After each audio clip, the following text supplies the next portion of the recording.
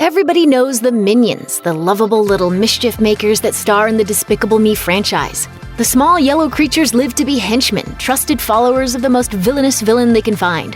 That's why they serve anti-hero extraordinaire Gru. Minions have a unique look, but what's even more unique is their language.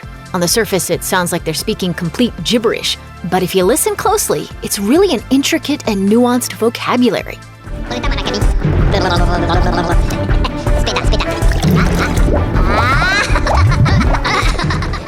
Very nuanced. Here's what it all means.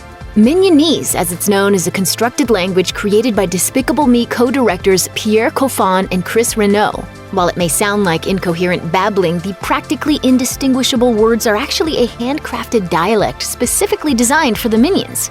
Lisa mi lipo! Pomodoro la comquit! What did I say? Minionese is a combination of several real languages, including French, Italian, Spanish, Hindi, and Japanese, among others. One example of how these words are blended together to create the jumbled language comes from Despicable Me 2. Politica masala? Masala? The phrase he uses there is a combination of French and Hindi that describes the popular Indian-style chicken dish. A lot of what Minions say consists of silly-sounding words strung together from various different languages with some actual gibberish thrown in. So no matter where you are in the world, you probably recognize something that comes out of the Minions' mouths.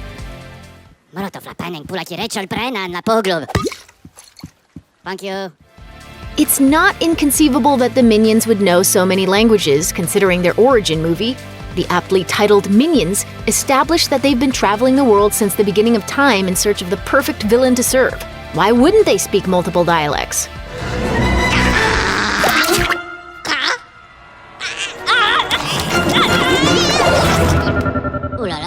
In addition to all the foreign languages the Minions use to express themselves, English is also in there loud and clear. In fact, banana is one of the Minions' favorite words. Huh? Banana? Stuart? Macareno? Banana! Banana! There's usually a recognizable word or two thrown in every few sentences when Minions talk, which allows English-speaking viewers to feel as though they're following along. Minions! Empapaute la máquina! Yippee-ki-yay la popos! Yamakasi les popos! Pompe les popos! But that feeling of, I understood that, isn't just for American audiences. The filmmakers make sure the movies are dubbed so particular words and phrases still stand out. That means people all around the world can also have that aha moment when they watch the movie in their own languages. There's more to Minionese than just words. Like any other language, there's tone, body language, gestures, and expressions, among other things, that help convey a message.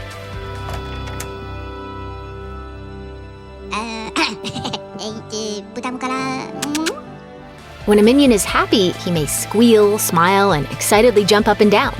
When he's annoyed, he may mumble, cross his arms, and roll his eyes. These are all pretty universal symbols of communication, so even the youngest kids in the audience can pick up on a Minion's feelings without trying too hard. Also, context is very important in the Minions movies, as it helps make the language easier to understand. An example is when the Minions run to an ice cream truck chanting "Gelato" in Despicable Me 2. Gelato! Huh?